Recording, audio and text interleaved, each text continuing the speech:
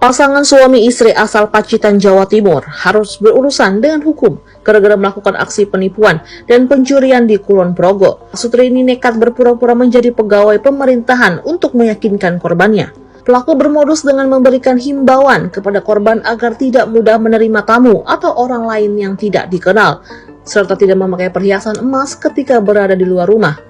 Lantas korban langsung melepas cincin emas serta handphone yang digunakan dan diletakkan di atas meja ruang tamu. Kemudian salah satu pelaku mengajak korban untuk foto selfie sebagai bukti tugas yang dilakukan oleh pelaku. Saat itulah salah satu dari mereka masuk ke dalam rumah dan mengambil perhiasan tersebut. Kini para pelaku telah ditangkap oleh pihak kepolisian pada 6 Juni 2024. Mereka mengaku nekat melakukan aksi ini karena terdesak kebutuhan ekonomi, salah satunya untuk biaya pemeriksaan sang istri yang sedang hamil.